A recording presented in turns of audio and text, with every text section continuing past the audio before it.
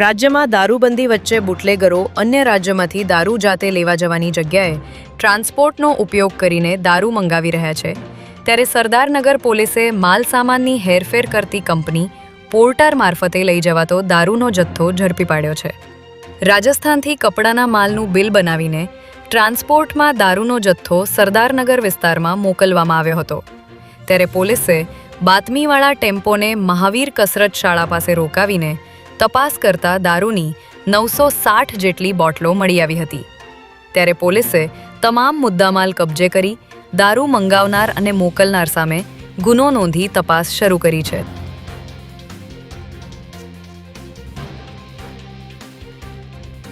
અમદાવાદ ગ્રામ્ય એલસીબીની ટીમે વટવામાં ઘરફોડ ચોરીમાં સંડોવાયેલા 2 રીઢા આરોપીઓની ધરપકડ કરી છે।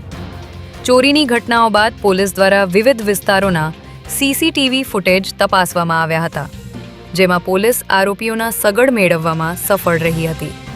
અને ટેકનિકલ સર્વેલન્સના આધારે વટવા વિસ્તારમાંથી 2 શખ્સોને પોલીસે ઝડપી લઈ તપાસ કરતા પ્રાથમિક પૂછપરછમાં આ તસ્કરોએ 14 લાખની ચોરી કરી હોવાની કબૂલાત કરી છે જેને પગલે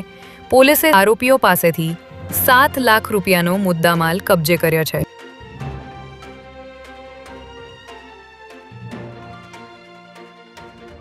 વેપારી પાસેથી 2 કરોડથી વધુના કાપડની ખરીદી કરી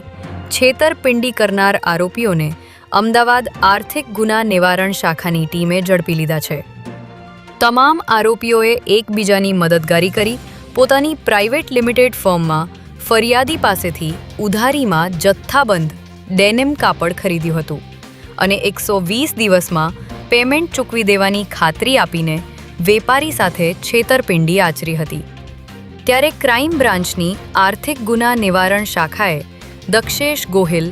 ધવલ ગોહિલ, મંજુલાબેન ગોહિલ, કિંજલ ગોહિલ, યામિકા ખત્રી તેમજ જયદીપ ખત્રી સહિત તમામ 6 આરોપીઓને ઝડપી લીધા હતા।